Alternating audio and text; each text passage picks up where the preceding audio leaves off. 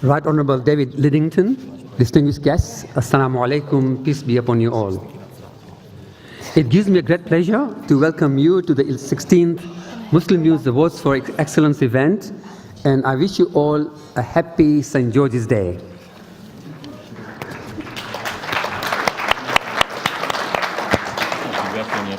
I would like to extend my appreciation to our readers who nominated men, women, and children whose endeavors and activities mark them out for recognition of excellence. While we look forward to marking 3 decades of Britain's leading Muslim newspaper, the stories we cover directly reflect the experiences of British Muslims. And in the last 12 months, these stories have been overshadowed by tragedy. In Ramadan, Makram Ali was killed when he was hit by a van that was purposely driven through a crowd of worshippers in Finsbury Park. In September, Zainab Hussain was left with life-changing injuries after her attacker drove his car onto the pavement and drove over her in Leicester. The attacker then went on to drive his car into a 12-year-old Muslim girl, also wearing a headscarf. Another attacker who drove at Kamal Ahmed after saying, "I'm going to kill a Muslim," walked free in January after serving just 33 weeks in prison. And it is not just random terrorist and Islamophobic attacks that plague the Muslim community.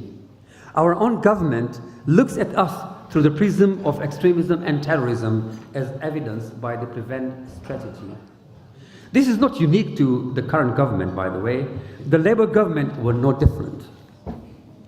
But in all this adversity, we also find tales of solidarity and positivity. In the case of Finsbury Park, for example, we saw an outpouring of support from a cross-section of the British public. At Grenfell Tower, where a fire took the lives of 80 people, Muslims and Muslim charities came to the rescue of those affected. Muslim charities provide food banks throughout the year to tackle poverty in the UK, crucially turning to the aid of elderly and homeless during the bitter winter months. Solidarity and generosity are just some of the qualities and achievements our Muslim community can be proud of. Last year, we also saw Sir Mo Farah becoming the first British Muslim to win the BBC's Sports Personality of the Year.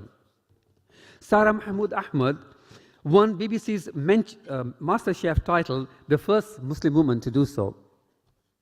2 Muslim state schools in Blackburn, Tawheedul Islam Girls and Boys High Schools, topped the national value-added performance table in GCSE exam results.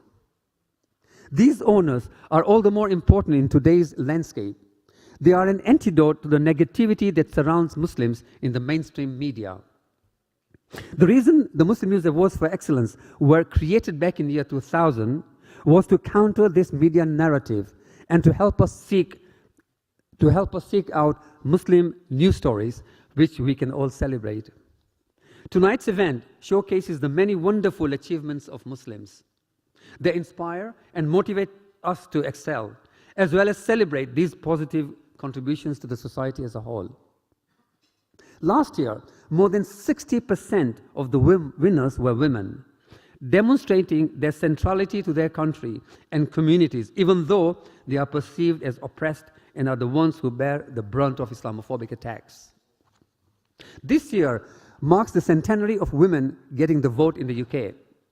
Since 1918, 4,801 men have been elected to Parliament, compared to only 489 women.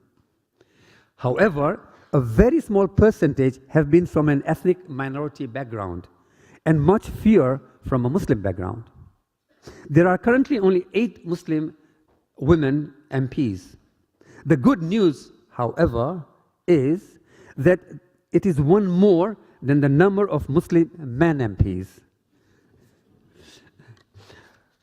Our guest of honor, David Lidington, has been one of the earliest supporters of these awards since its inception. He attended the event in 2000 as Shadow Home Affairs Minister, as you can see.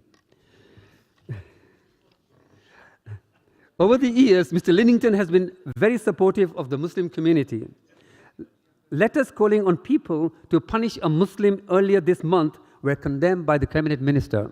Mr. Lidington responded saying, "I am disgusted by this letter and the vile and barbaric sentiments that it represents. This kind of hatred has no place in modern society." The cabinet minister visited Aylesbury Mosque on 23rd of March to express support for the Muslim community in the light of this hate campaign. Last February, as leader of the House of Commons, Mr. Lidington condemned the case of a Welsh Muslim teacher who was stopped from flying to the United States.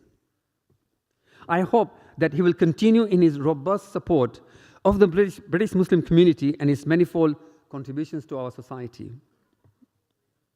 My heartfelt thanks and appreciation to all the sponsors, including Human Appeal, one of the fastest growing Muslim charities in the UK. And a huge thank you to Yasir and Malika and to the team of volunteers who make this event a success. My congratulations to all of those who are shortlisted for the awards here tonight. I wish you all a very enjoyable and inspiring evening.